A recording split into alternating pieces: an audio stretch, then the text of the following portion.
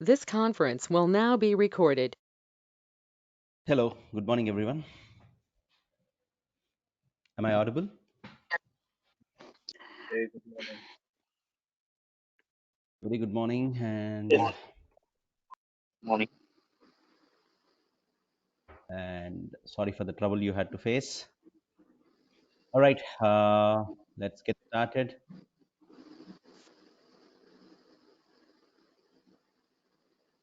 So, as you all know, this is a DevOps course with Microsoft Azure. To this demo,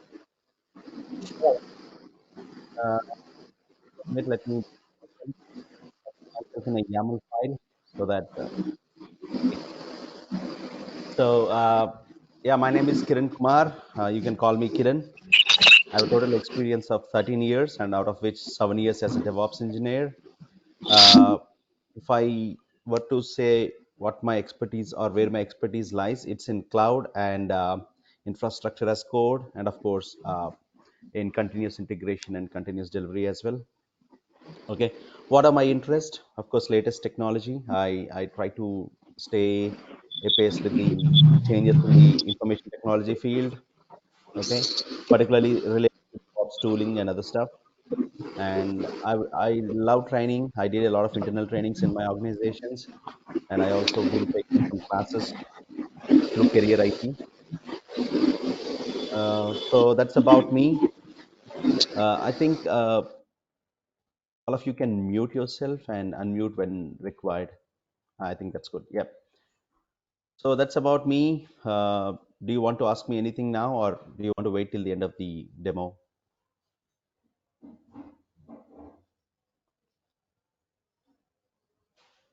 We are good for now. Yeah, thanks. So I worked for a multinational corporation some time ago. Then I moved to startups. Now I'm working with a startup, uh, which again specializes on offering multiple services, including DevOps. Uh, Before this, I worked in a startup that specializes in machine learning platform. I worked there as an SRE, site reliability engineer. We'll talk about SRE in a minute in the course of this demo. Okay, so let's move on. All Kiran, right. So hi Kiran. hey, Kiran, this is Kirti. So, are you working on Azure right now? we work on multiple clouds based on what clients requirement is. So we work extensively on AWS and Azure, and as well as DigitalOcean. Oh, And in my previous organizations also, we extensively used Azure. okay. So, you Yep. work both on Azure as well as AWS, right? Yeah. And there are also some clients who use DigitalOcean. DigitalOcean is another cloud Oh, provider. oh, okay, Uh, okay.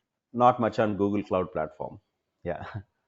Oh, that's what means you work as a DevOps engineer only, right? Like cloud Right. DevOps engineer. Oh, Yes. okay, Yes. okay. Yeah, that's what. Thank you. Cool. Yeah. So what is this course about? Okay. So this primarily aims to help you understand the world of software development lifecycle and IT operations, and know why and how DevOps is adopted, get understanding of various steps in application development lifecycle, learn the usage of right tools to achieve each step with efficiency in a timely manner. Okay, so all these first three steps might sound like very theoretical steps, but we achieve this through by learning each tool that I described in the last step.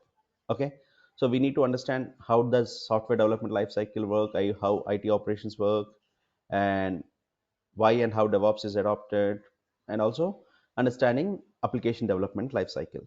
Okay, all of these with individual tools as we go along. Okay, so what is application lifecycle? So how does it work? So I did not want to put complicated graphics and overwhelm you. I put it in a plain text in 7 steps. Okay, so initially every program, even the program that we are connected through, let's say GoToMeeting, is nothing but a series of text files. Text files, right? Text files is numbers, letters, and symbols combined. Okay, So every application is actually in the form of a text file, a code file. Okay, so developers build code in the sense they type pages of code and save it in a source code repository. Okay, what is a source code repository? It's a central location for everyone to store their code. Okay, so then this code alone will not run on servers. It has to be compiled into an executable file. Okay, for instance, the APK file or the application you're running on your Android operating system is an APK file, or the GoToMeeting you installed on your computers is a .msi file or .exe file, right? So these are all binary files which could be executed by operating systems. So the process of converting code into these binary files, either APK files or exe files, if it's a web application, it's called as WAR file, WAR. So this process is called build process. That's the next step. Okay, next what happens? IT ops or IT operations create networks and servers to run the binary created in the step 2. Okay, so developers have written the code. It has been converted into an executable file. But for an application, something like Google Drive or Gmail, it has to run on a particular set of servers. So operations team will create the required networks and the servers to run those applications. Okay, the servers will be configured to run the built software. So let's say I built a web application using Java, but for the Java to run, I need to have Java runtime installed on my servers. Okay, that part is called configuring your servers. You configure your servers with the required prerequisites.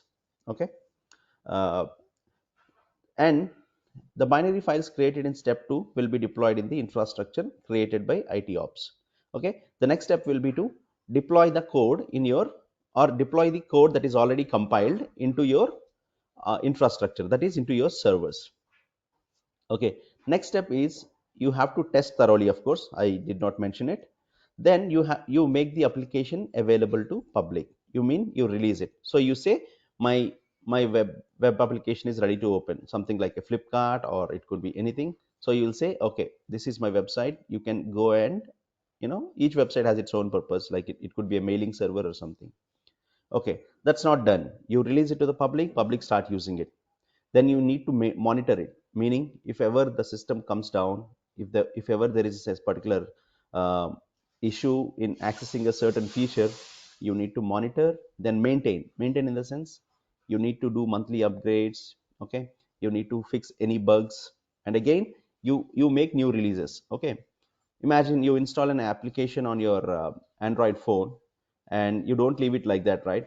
Every couple of weeks or every month you receive new updates to each of your Android apps.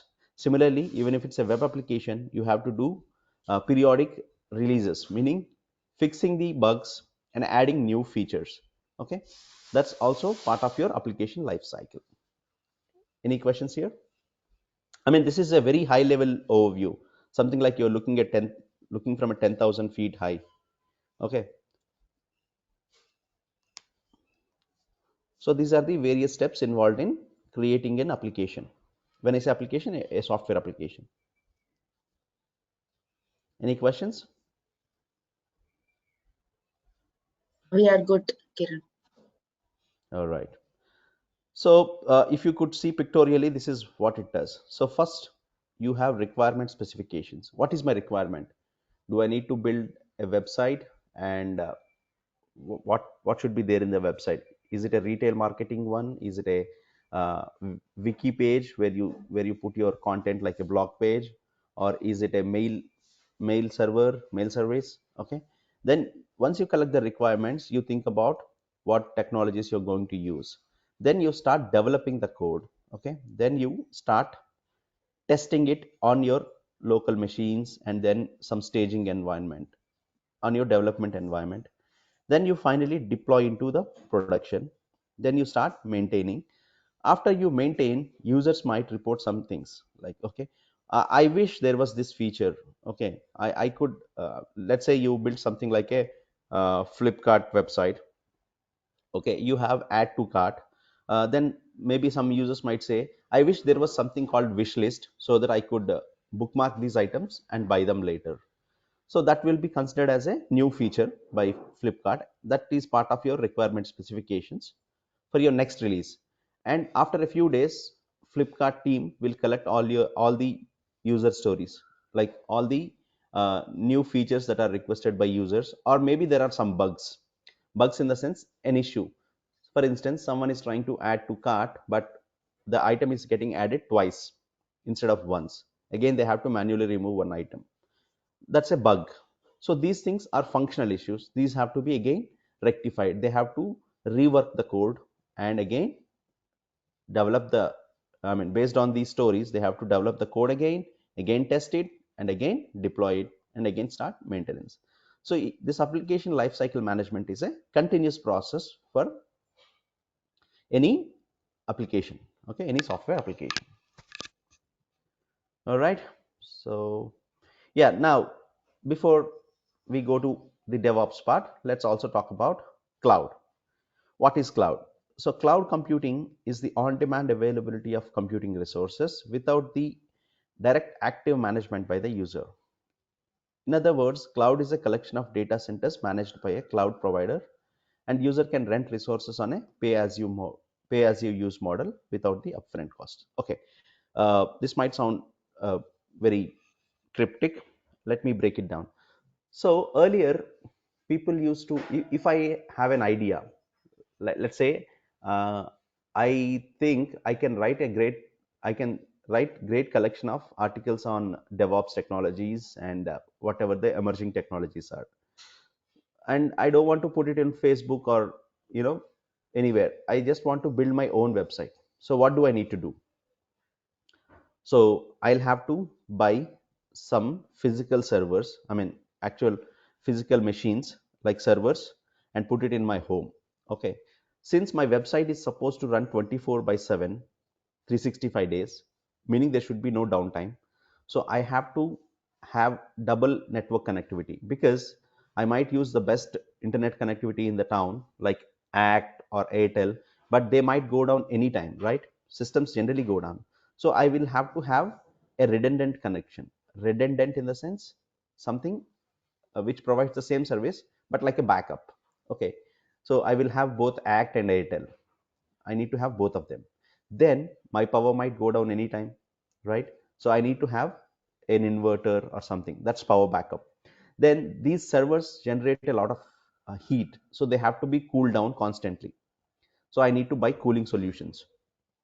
Okay, so for to simply run a web application, I need to invest so much even before I start my site, because I can start my website only after I have my server, and then I can start coding. I mean, I might have already coded and put it in my local laptop, but for the server to go to the public, for the website to go to the public, I need a server with all these configurations, redundant power, redundant cable network, network connectivity, cooling, and all this stuff. Okay, so this is a lot of upfront cost. That's how people used to run their websites in the past.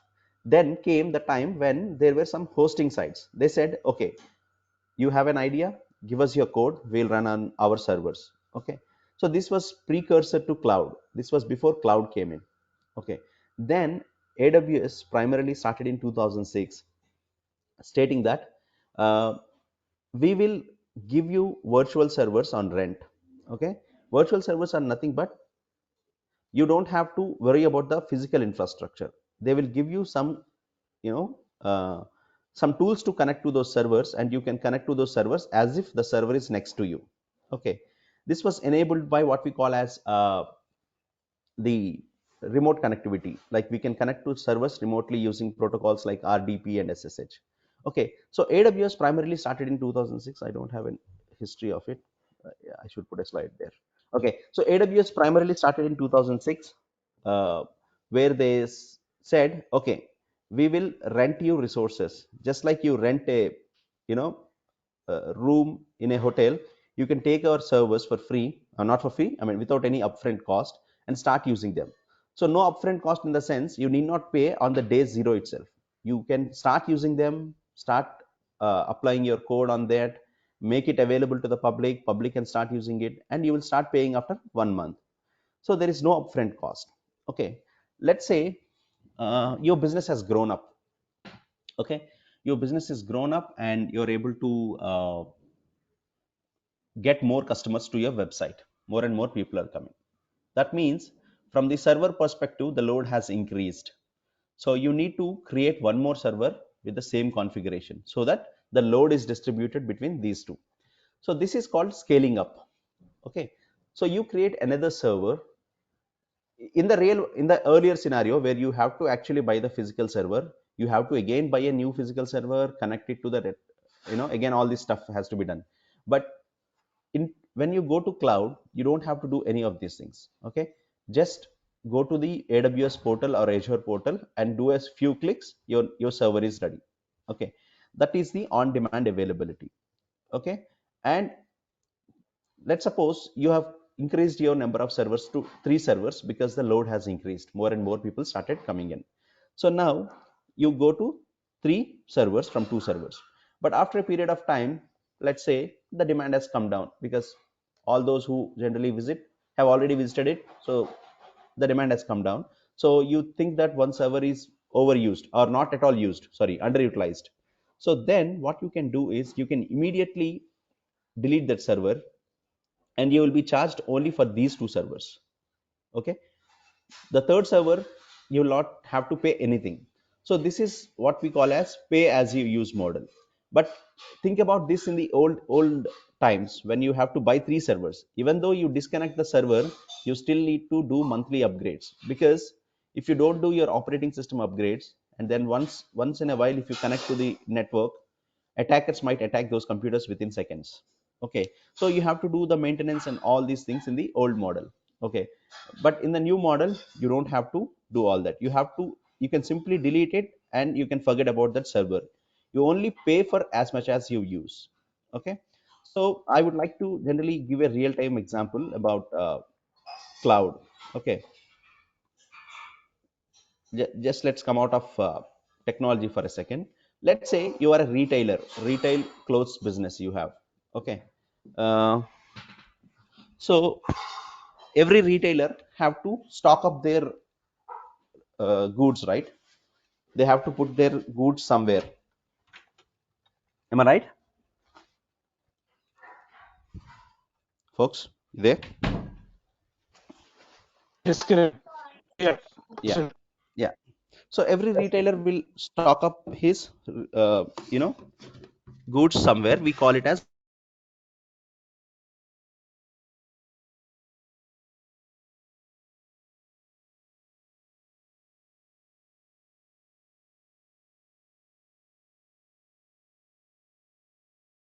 Kiran, I can't hear you.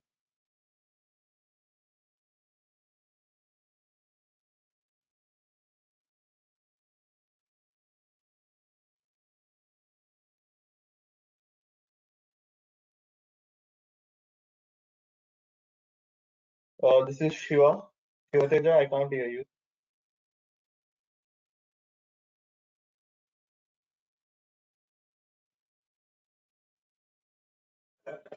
No?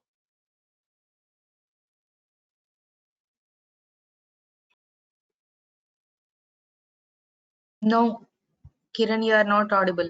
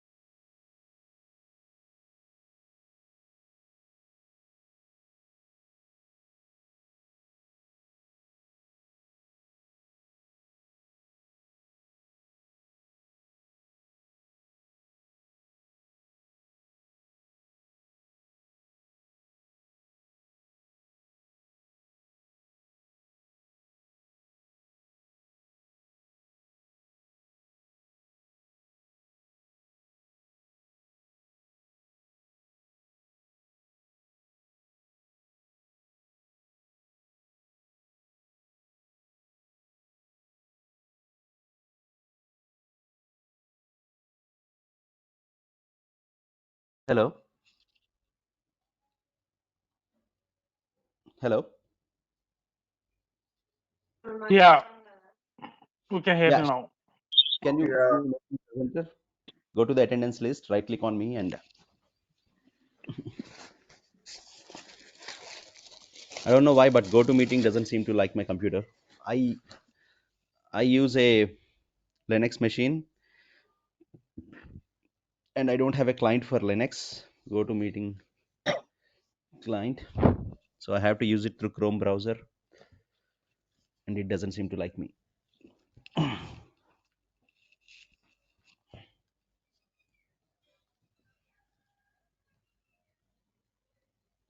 Okay, I think I got the access. Not yet. Yeah, just click on my name. I think I already did. You did? Yeah, No, it's showing that Kiran has left. No, you left it since. no. You're still the presenter, I guess. No. I don't see a name. Yeah, I got it. Yeah. That might be my old session. Send an email and can't able to see that Megan's presenter. Mm-hmm. I don't see Interesting. the Okay. connected via web. Okay, just a second. Mm, It's just showing me send a message or a copy an email. The clipboard. You're not the presenter anymore. No, I just That's added you interesting. as a presenter. Maybe I lost presenter access. Yeah. Okay, just give me a second. I'll call career IT folks. Yeah, sure.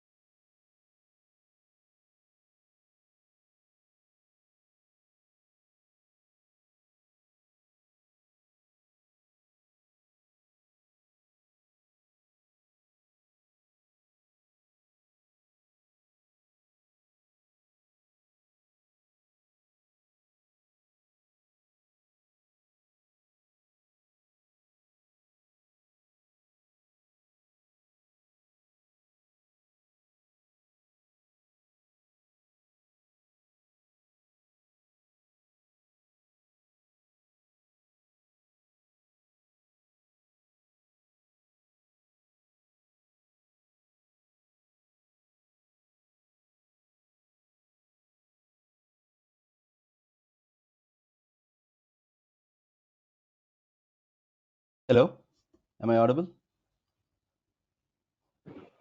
Yeah, Kiran. Yes.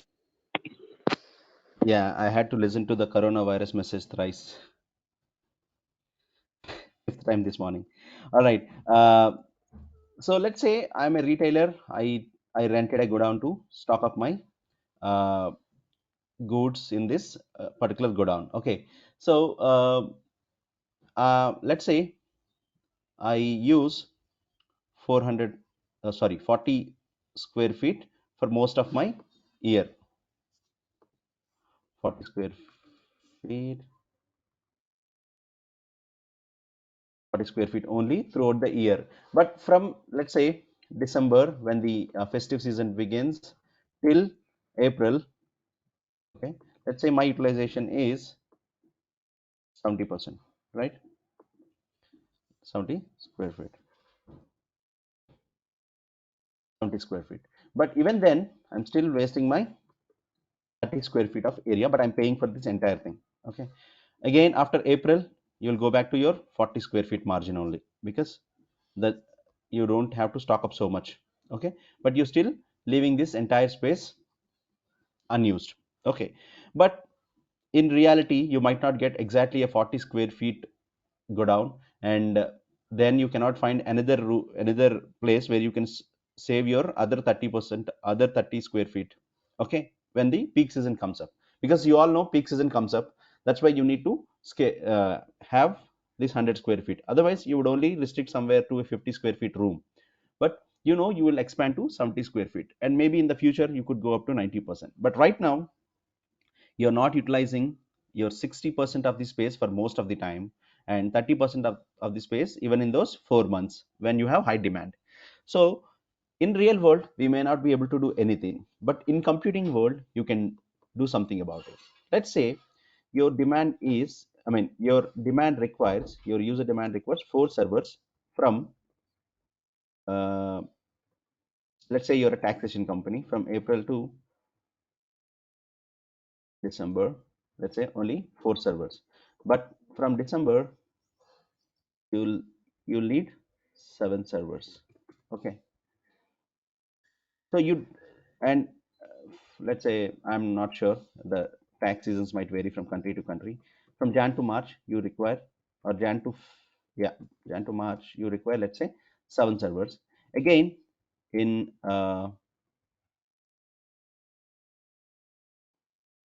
again in April itself, let's say you need 10 servers. Okay, yeah, let's call it May to December. Okay, in April itself you need 10 servers.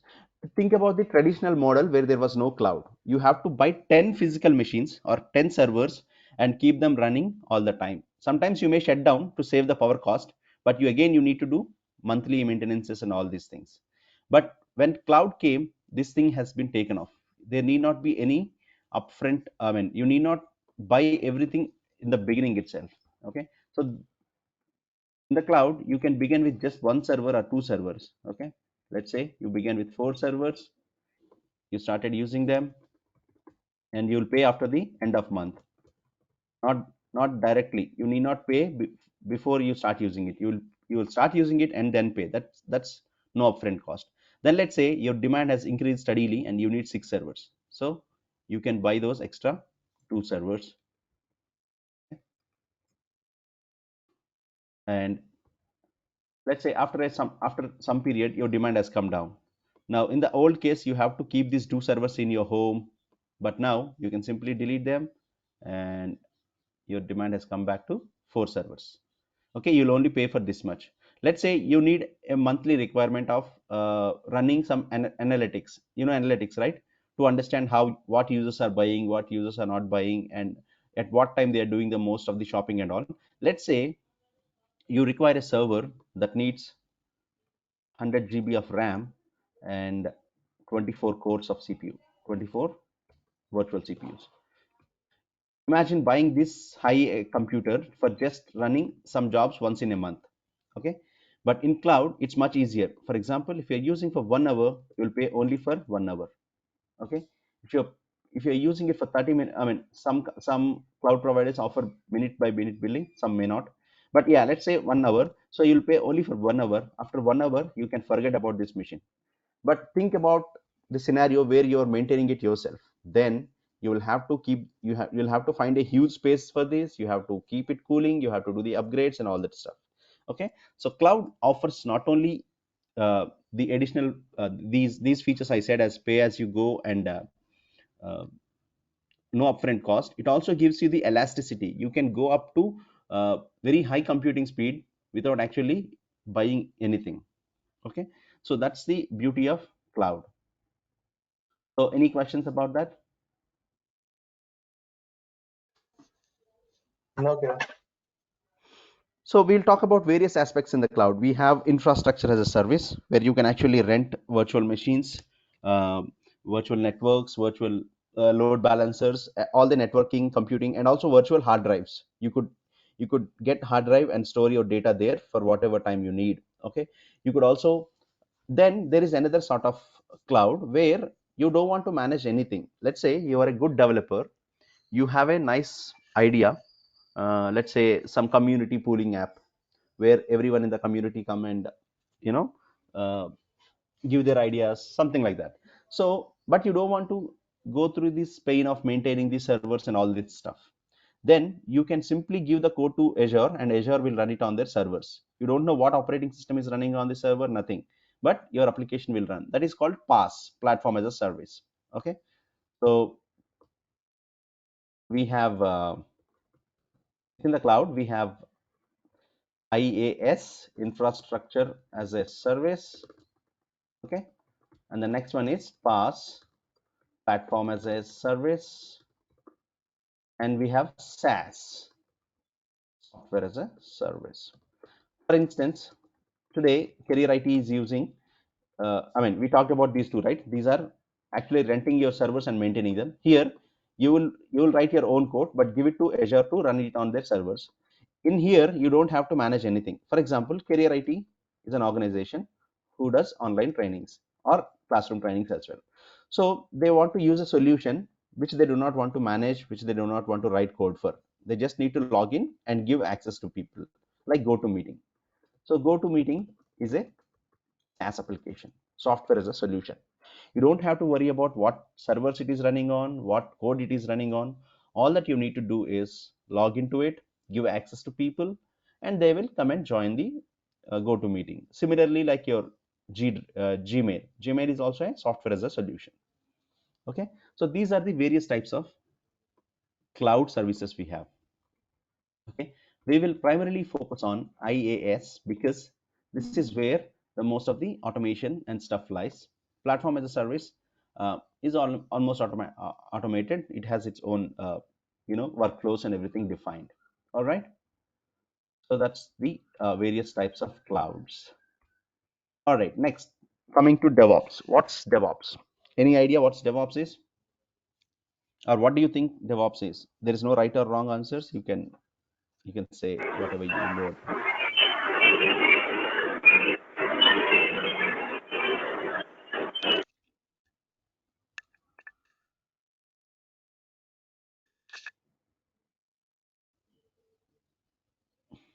Anyone? Any volunteers? As I said, there's no right or wrong answer. Just want to understand how you how you understand DevOps. All right, let me go ahead.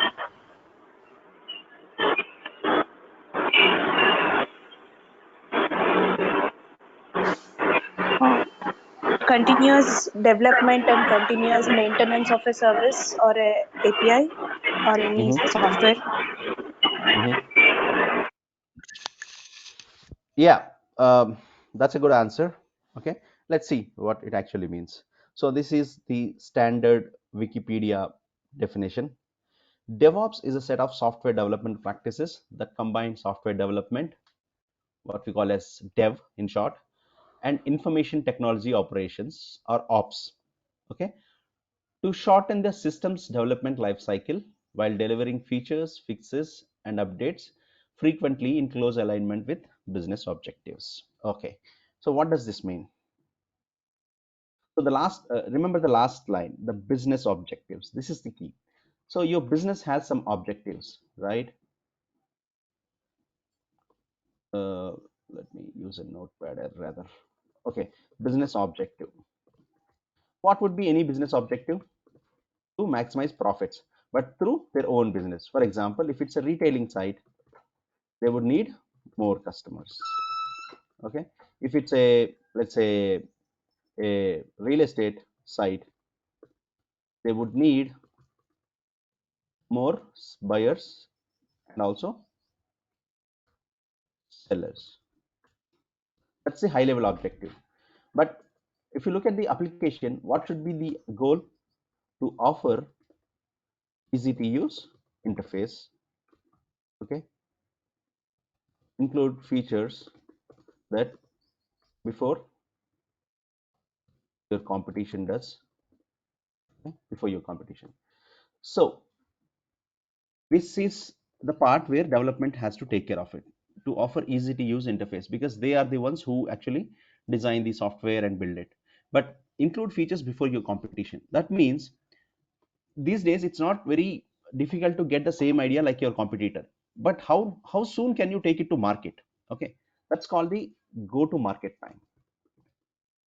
Okay. So you have an idea, but you have to implement it fast and also test it and release it. Okay, release it with very good quality, otherwise your customers will be unhappy and they might not come back to you. Okay, so this is where DevOps comes into picture. Okay, and before we understand DevOps, we need to understand something called as Agile. Have you heard of Agile ever? Agile? Yes. Yeah. So, what does Agile mean in terms of software development lifecycle? Okay, so you know, right? There is a software development lifecycle. There are various steps that we talked about, like this one, right? Requirement specifications, development, testing, deployment, and maintenance. Okay, so earlier there was this model called as waterfall model.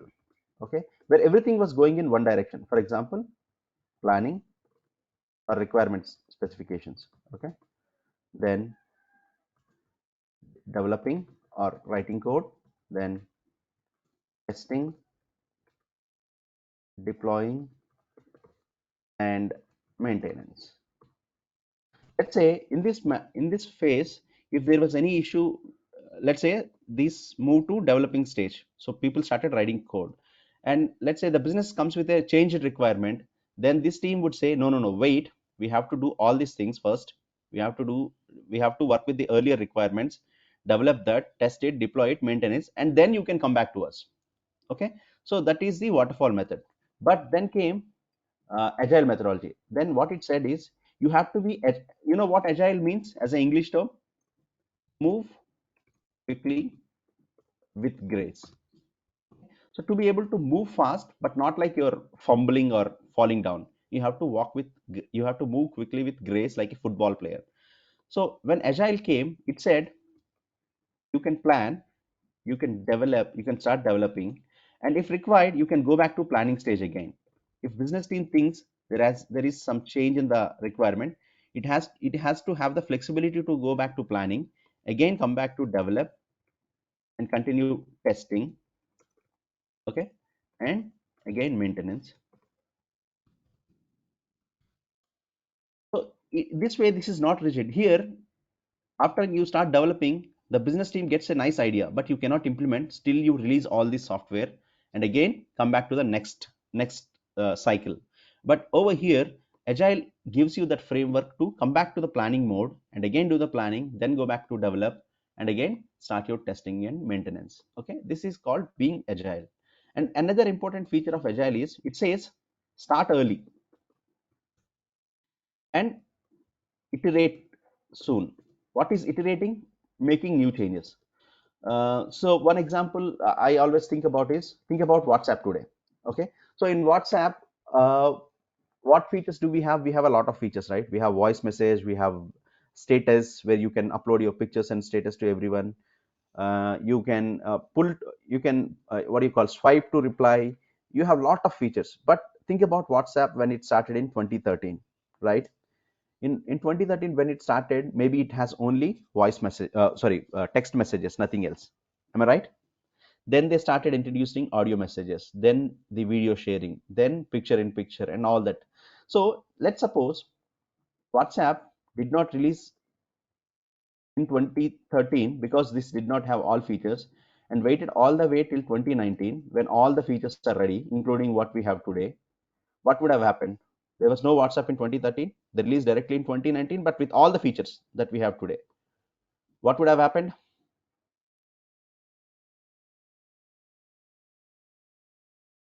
It would not have sustained the competition, right? Why? By this time, Telegram would have taken over, Ike or WeChat, whatever you think about, all these might have taken over WhatsApp. But when WhatsApp released in 2013, they said, whatever we have, minimum features, let's start it. Only voice messages, no worries, let's start it. Text messages. Then they keep on iterating. Then they added audio messages, right? Then they added videos. Then they added video calls. Sorry, they added calling. Then they added status, video calling. Okay. And now swipe to reply. And they have opened it for WhatsApp for marketing. So this is what Agile prefers. Okay. You need not wait for all these features to prepare in 2019 and release the product here. Instead, whatever little idea you have, release it and then keep on adding features. Keep on adding features in small cycles, and finally you will have an app with all the features. Okay. But if you keep on waiting till 2019 to develop all these features, you will be overrun by your your competition, sorry, other makers. Okay. So that's Agile. So why does DevOps come? Why are we talking about Agile when we are talking about DevOps? Okay. So DevOps is a methodology that aims to bridge the gap between development and operations. Earlier, what used to happen? Developers write code, uh, they wait for months, testing and doing all the changes and all that stuff. But IT folks do not know anything about it. Operations folk, okay, operations people are maintaining some other applications. But suddenly, 1 month before the go live date, IT team, development team would say, okay, here is my code, just release it.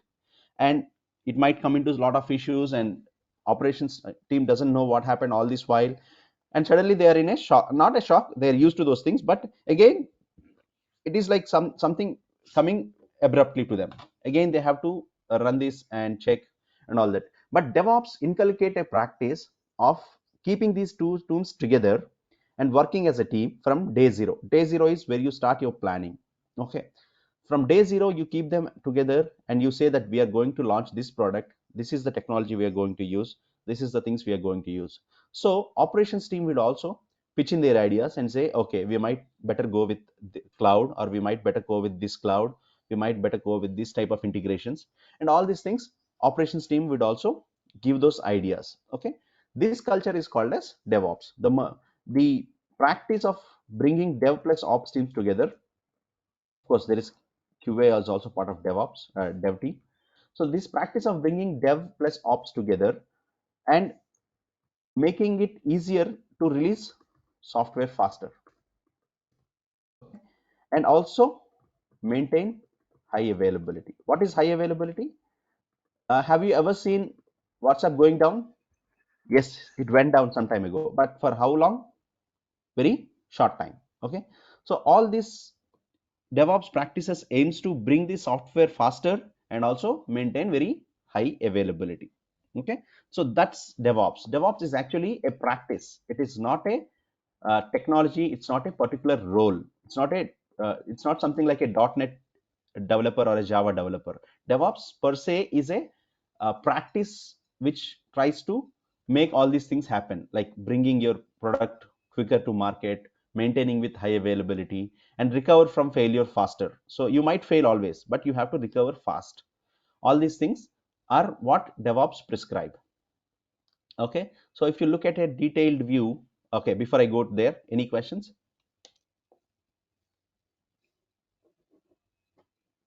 No, Kiran.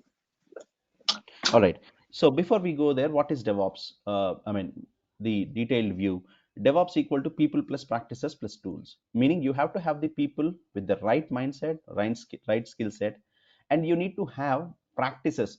When I say practices, these are documented policies that you follow day in and day out, plus the right tools to implement. Let's suppose you have all the people with right mindset, right skill set, and you also designed all these policies.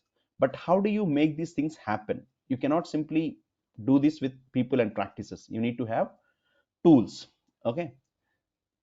And here's the important thing. Theoretically speaking, DevOps is not a role. That's what I said. DevOps is not a role like a .NET developer or a Java developer or a QA engineer. It is more of a cultural aspect. It's a culture that aims to bring better coordination between development, QA, and operations, and speed up software release with utmost quality. So whatever the software that is being prepared by your development team, that has to go to market quicker. That's the aim. However, reality always varies from theory, right? Theory says something, reality is something else. So in practice, there are jobs that are titled DevOps engineer. In fact, I am also a DevOps engineer. You might also have a lot of friends who are DevOps engineers. Okay. But again, I'm reiterating the same point. The primary aim of adopting DevOps culture is to build and release software quickly and maintains applications with high availability and resilience. What is resilience? Resilience is the ability to recover from failure faster. So we have seen WhatsApp failure in January, I guess. You're not able to send messages. But how long it took for them to fix a global application? Maybe a few minutes, not more than 30-40 minutes. Okay, so that's resilience, to be able to recover from failure. So one important thing about IT world is things keep on failing. Okay, I mean, you could take any industry, things keep on failing. So you need to have systems that makes your system recover faster. Okay, that's DevOps. Okay, sorry about this font. So what are some of the roles similar to DevOps? I spoke about myself, then I said I worked as a site reliability engineer. So site reliability engineering is something very similar to DevOps, but they do a little more than a DevOps engineer in terms of maintaining the production systems as well. Then you have cloud ops engineer. Cloud ops engineer might also do things similar to a DevOps engineer. Okay, but whatever the role, what is the essential characteristic of all these roles is the ability to automate repetitive tasks and minimize human intervention. So if you're doing something every week, that should not be done manually, it has to be automated. Okay, or if you're setting up similar environments for multiple clients, for example, this month you worked with a client A and you set up all the infrastructure for them on Azure. Next month you'll get client B. He also has a similar requirement with small changes. So you should be able to use the scripts you developed for uh, client A to client B with small changes. So whatever you developed for client A, you should be able to reuse for the client B as well. Okay, with minor changes. That's minimizing human intervention. Okay, so the roles and responsibilities of a DevOps engineer might vary from organization to organization. So speak to any of your friends in DevOps roles. Each person has his own view of DevOps. Uh, each organization has its own way of organizing DevOps. For some people, DevOps might mean only doing continuous integration, continuous delivery. For some people, it's only building infrastructure on cloud and automating all this stuff.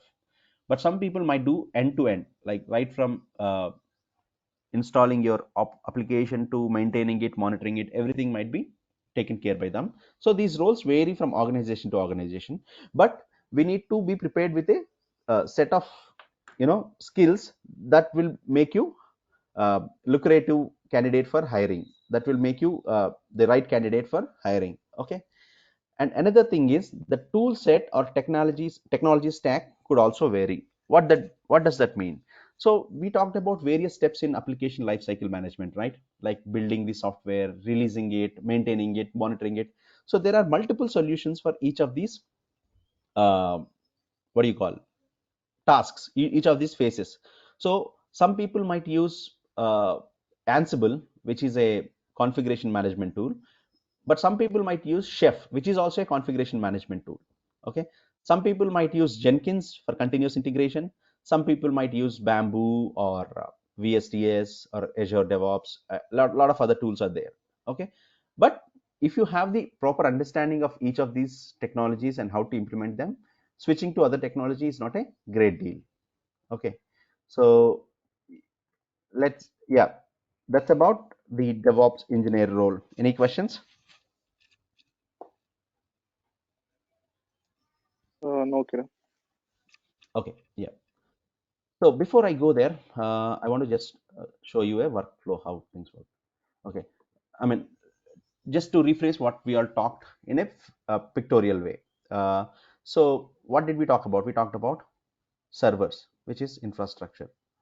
So to build any application, we need to have a infrastructure, what we call, let's call it as servers for simplicity. Okay, so you need to, a DevOps engineer should be responsible to build servers through automated process. Okay, ideally through automated process. So this process is called as infrastructure as code, or IAC. Okay, where you automatically, you mean where you create scripts to build servers. That's one part. Okay, next part is, remember the workflow where I said your developers will write code which is in the form of text, and then that has to be converted into executable file or a binary. This process is called as continuous integration. Uh, let's say these are your developers. I mean to say developers machines. Excuse my drawing. Then all these developers will put code in a common location. Okay.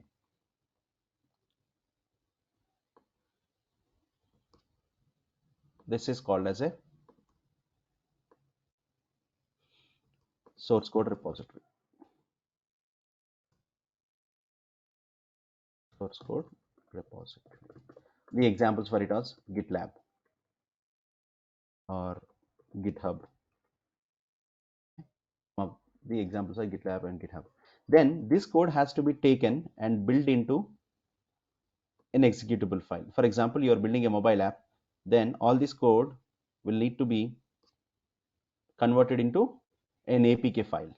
Okay, that you will do through some software or some integration tools like Jenkins. This process is called as build process. Okay, build process. Okay, use tools like Jenkins. Or you could use GitLab also can be used for this. Okay. There's Bamboo, a lot of other tools. Okay, this process where you get your executable, or also called as artifact. Okay, so now this artifact, whatever you build, let's say you built some code, this is the thing that has to be deployed on your servers. Okay, then you take this here and put it in your servers. Sorry, come on, you put it in your servers that you already built. Okay, this process is called continuous deployment or continuous delivering. Okay,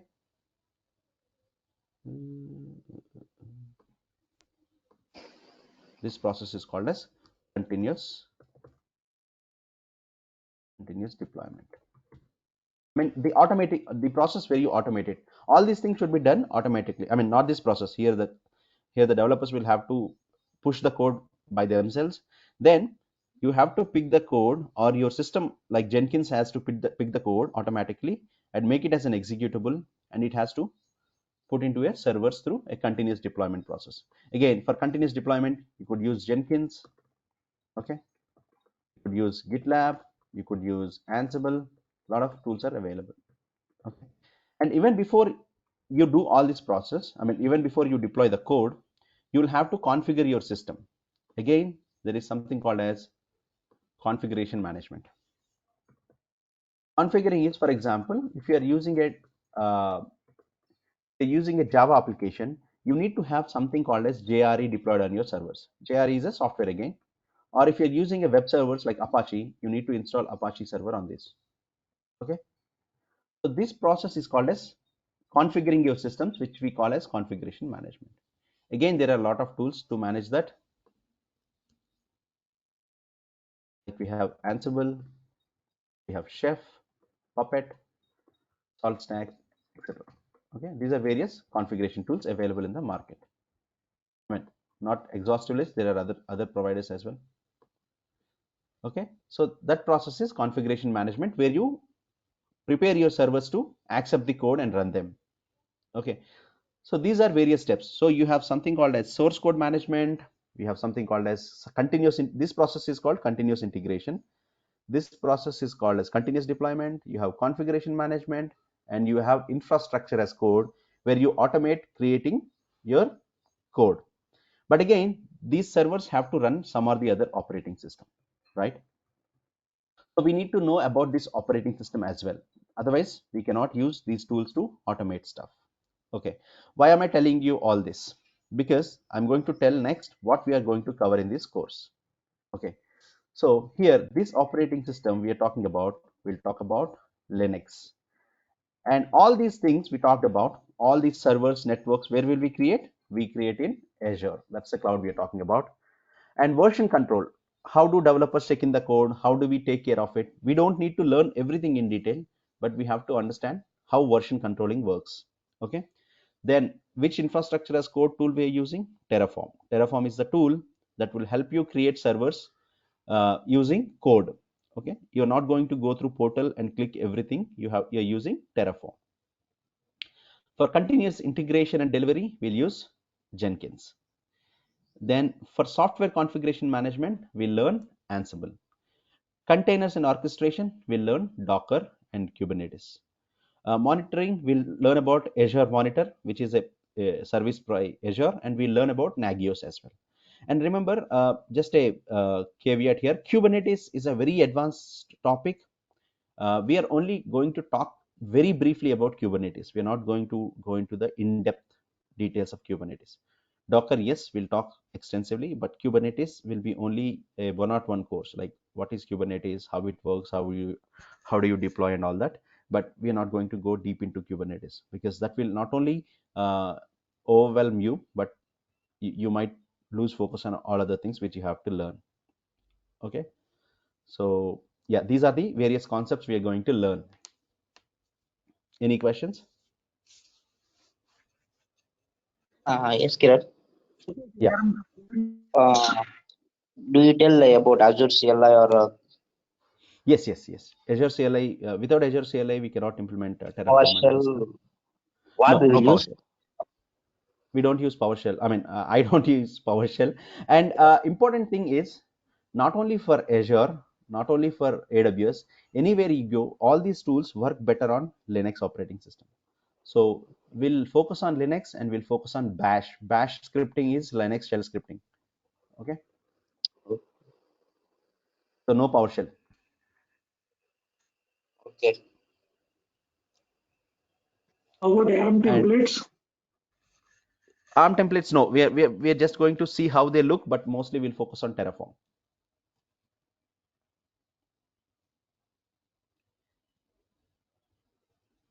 Because Terraform is what do you call, an extensive or rather a very modular, and also highly customizable, and also it can be used for multiple providers. For example, if you learn Terraform today, and let's say you're working on Azure today, you can use Terraform to provision your resources.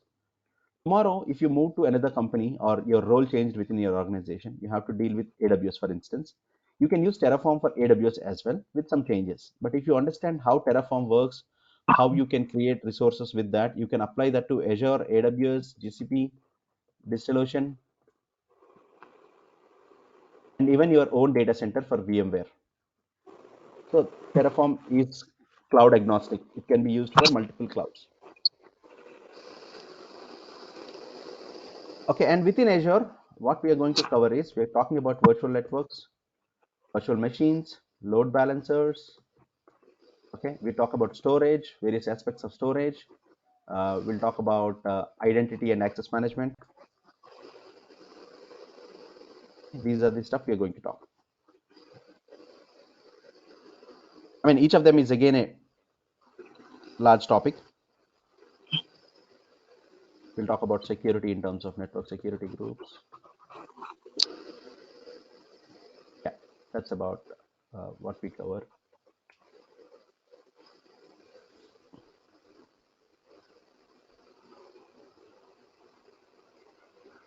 Any other questions?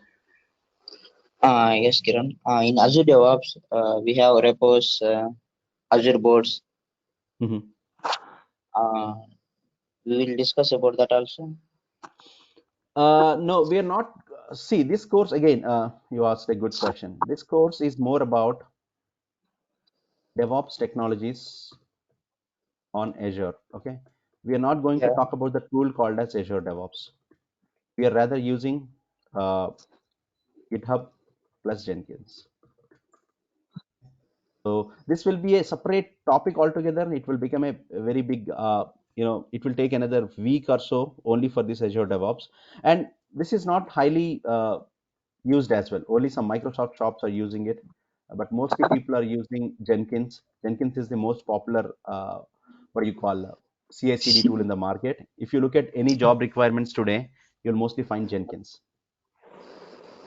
GitLab is picking up GitLab CI, but we'll prefer Jenkins. Okay. But the concepts are same in Jenkins or Azure DevOps. Okay. So and I don't want to teach Kanban and all this because that is a project management stuff. So I want to keep this more of technical thing. Okay. So I don't want to go that path of teaching you about how to create sprint, how to create iterations and all that. Okay, that's a different course altogether.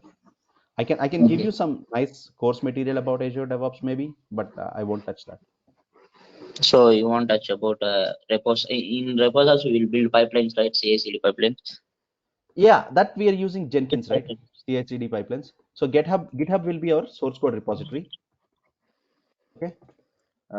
Jenkins will be our pipeline where you create pipelines and all that. Okay. Here you have, Will we create Jenkins as a resource in Azure, or we will use separate Jenkins? no, we'll create Jenkins server on Azure itself. We'll use On our own Azure. instance of Jenkins. Yeah, that's right. Because Okay. there is a Jenkins cloud provider, but that's costly. We can use, I mean, what's Okay. the point if we don't learn about installation? We'll also learn installation, how to install on Linux, how to configure it, and how to use it. Okay. Yeah, we'll use our own instance of Azure, Jenkins on Azure servers. So whatever we talked about, all these tools like Okay. Terraform, Jenkins, Kiran, Ansible. is there any difference between using the all these products in Linux and on Windows? Yeah, a lot. For example, Ansible you cannot use for controlling on Windows. That's not possible. That's very difficult. Okay, Jenkins, not much difficulty, but a lot of automation will happen in Linux servers only. Docker, uh, maybe not much, but Docker is native to Linux. Docker has come into life only because of Linux. Now Windows is trying to adopt it to Docker, but Linux is the preferred operating system. If you know something, now Microsoft is creating something. I mean, sorry, Sam, can someone mute it?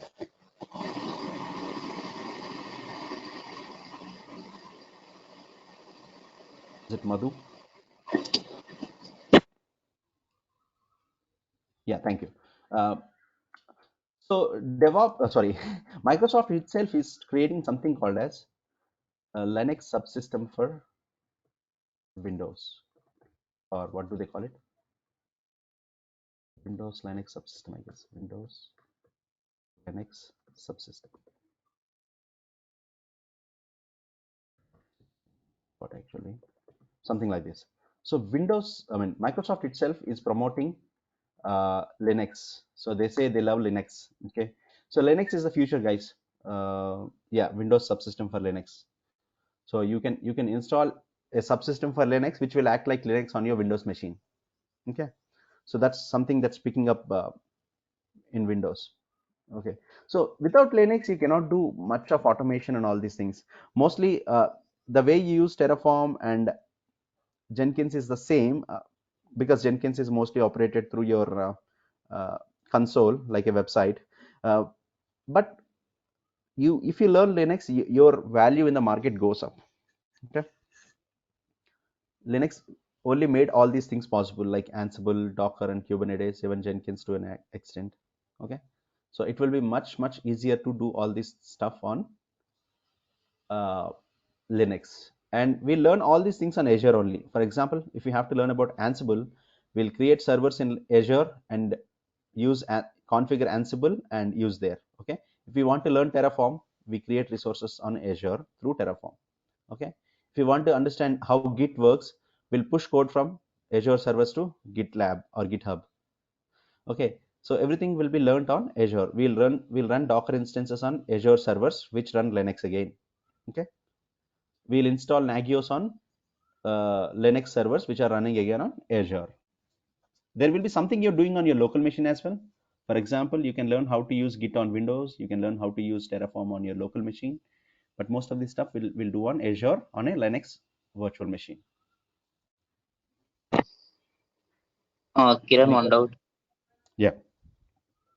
You said that we'll create servers on Azure platform, right? Mm-hmm. Means it is VMs or both the server or VM are same or it's different? Yeah, server, VM are the same. Virtual machine, server, everything is same. Okay. So I might Okay, use these so terms interchangeably. Yeah. Let's stick to VM only. VM is virtual machine. yeah. So we create VMs on Azure. Okay, there's one more slide. Okay, what are the prerequisites? Okay, this will answer some of your questions maybe. So you need to have computer with system administrator rights. Doesn't matter, Windows, MacBook, anything. Okay, then Azure free tier account and a backup account. So our course might go up to 6 to 7 weeks. Sometimes you never know, I might take some breaks, so because of my bad health or whatever. So not saying I have a bad health, but if I ever fall sick, I might take a day off or 2 days off. Then we might go all the way up to eight weeks. So it's good to have a backup account. So one thing about Azure is you need a credit card to create Azure account. It won't charge you anything. It will charge 2 rupees and credit it back, but it will ask you a valid credit card. So you have to prepare to have at least 2 credit cards, so that first month you can create one account, and once it's expired or the free tier is over, you can use another account. You can create another account with a different credit card. Maybe your spouses, your friends, your brothers, it doesn't matter, whoever it is. Okay, so these are the requirements. Why do we need system administrator rights? Because we need to install a few things on your computer. uh, they need not be very highly powerful computers. Uh, a 2 GB or 4 GB RAM with i3 would be also pretty good, because most of the stuff we are running on cloud anyway. And those are the minimum requirements. And what's good to have? Appetite for learning. So you should be prepared to learn more, ask me questions, ask me for tasks, and quality daily time for practice. So take out time every day, practice, and come back with questions and stuff like that. Okay, and another yeah,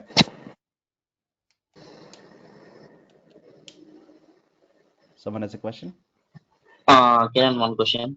Where we gonna Mhm. deploy our application, whether it is in VM or web apps or Yeah, I said right, we are going to focus mostly on IaaS, so we are going to deploy codes on VM only. VM only? Yeah, yeah. See, the focus of this course is to get you familiar with multiple DevOps technologies, from Ansible to Jenkins to Docker, and even talking about version control like Git and GitHub. Okay, so the focus should remain on IaaS, and IaaS is infrastructure as a service, like uh, VMs and virtual networks. So platform as a when you talk about web apps, once you get all these concepts of CI/CD and how to manage your code, version control, it would not be much difficult for you to learn about web apps. Okay, that's my understanding. So yeah, Okay. that's why we stick to IaaS, because the focus Okay. should again remain on DevOps technologies. And trust me, guys, these technologies, let me go back to the previous slide. Terraform, Jenkins, Ansible, Docker, these are in much demand today. Okay. You could look at the job descriptions. You can go to Naukri or LinkedIn and look for DevOps engineer roles. You'll see more than 2 to 3 of these. Kubernetes is a niche technology in the sense it's the most sought after technology today. Okay, so only a few people are skilled today, but this is for you to study later. Okay, we're going to focus on Docker and Ansible, Docker primarily, which will help you get good understanding of Kubernetes. Then you can take it from over here. Okay, and again, definitely you need to be thorough with Linux operating systems. Okay, because future is going to be more towards Linux operating systems only. Okay, and cloud, the thing is, today you might be good with Azure. Tomorrow your customer might want to move to AWS, or your company might want to move to AWS. So, but these technologies will work the same way: Docker, Ansible, Jenkins, Terraform, you might have to do small changes, but mostly the methodologies work same, whether it's on, and Linux, of course, it's universal. It works the same way anywhere. Azure, AWS, Google Cloud Platform, DigitalOcean, Heroku, everywhere you go, Linux works the same way. Okay, so these technologies will make you a good DevOps engineer, not only an Azure administrator. That's my point I'm trying to make. Okay, but you'll also have good understanding of Azure services. Okay, so to sum it up, this course aims to introduce the application lifecycle management with emphasis on IT operations and DevOps tool chain. It is designed for both beginners and also experienced IT professionals. When I say experienced IT professionals, you might be a QA engineer, you might be a production support engineer, okay, or even a developer. So you you could be an entire beginner or an IT professional as well.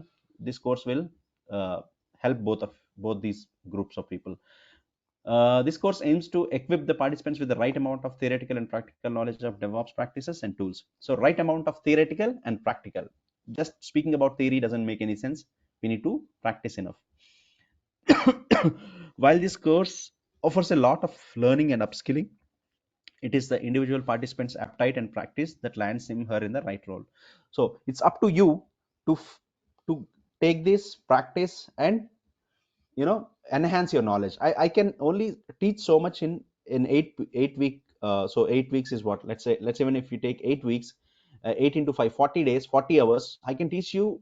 I mean, I can open up your entry path, like what looks like what and where are things. It's up to you to practice them and understand more, read and grab all the knowledge you can. Okay, all right.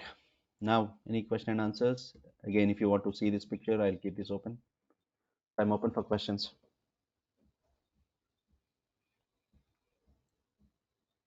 Another frequently asked question that no one has asked me so far is, do we need to learn coding? Uh, yes, we do a lot of coding, but coding is not same as programming. Okay, programming is where you begin everything from scratch. Coding is using existing programs, modifying it and using it. Okay, but we'll do a lot of typing. Linux is all about typing. Linux is all about command line, no interface. Okay, you don't have settings options. You have to do everything through commands. Okay, so Git is also about commands. Terraform is also about writing code or using the existing code. You don't have to write anything, but just understand how it works. Okay, Jenkins mostly through console, but there is some part where you need to use coding as well. Okay, Ansible, again we use a language called as YAML. Heard of this language, YAML? Okay, this is like HTML language, serialization language. We'll learn about YAML as well. That's part of Ansible. Docker, it's again mostly commands, and you use some YAML here as well. Same with the Kubernetes. Okay, here also you will use some sort of commands. So you have to get used to more typing. You have to remember these commands, but not by heart them. By practicing them, you should remember them. There's no point in by hearting, mugging up everything. You have to practice them and understand how these are used. So that's the next inevitable question. Do we need coding? You don't need to learn any programming language. But if you know a programming language, then you will be sold like a hot cake in the market. Okay, with all these, once you learn all these tools. What next? Yeah, so you need not have any programming language, but if you see some of the job descriptions, most of them will prefer people with Python besides these things, but this will be like additional qualification, not a basic requirement. Some of these things will be basic requirements for DevOps roles. Some of these are all of these, you never know. Okay, so programming, yes, desirable, but not a bare minimum requirement. You need to be getting used to typing a lot. We'll do a lot of typing.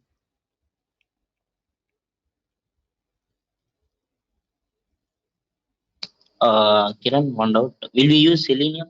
This No, this is not testing. This is primarily DevOps. for So no Selenium. automation. For automation So, tool, any tool.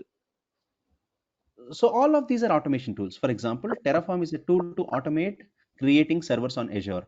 Okay, Ansible is a tool to automate the configuration on your Azure servers. How do you automate, for example, how do you install a application on 100 servers? You suppose you have to install Docker on 100 servers. How do you use? You use Ansible on Azure. Okay, so Okay. all these are automation. And Linux, we'll also learn a bit about shell scripting. That is also automation. Okay. Selenium is particularly the testing automation tool. Okay, so that is for the Okay. testing team to learn. Yeah. Thanks.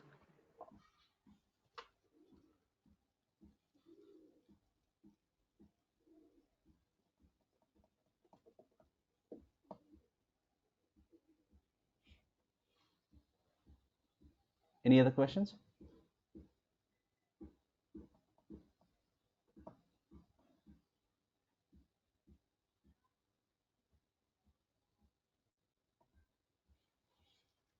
All right, if you don't have any questions, I don't want to hold you up on your Sunday morning, sorry. And we'll talk soon, hopefully. Career IT folks will get back to you with the dates and time and all that.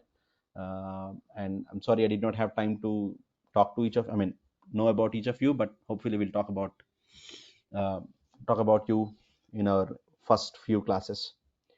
Okay. And yeah, finally, any other questions about me or the course or DevOps market, anything?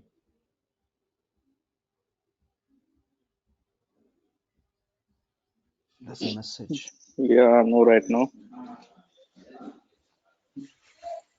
All right. Okay. Thank you so much, and stay safe. Don't go out.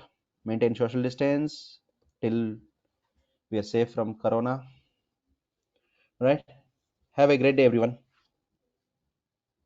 Thanks.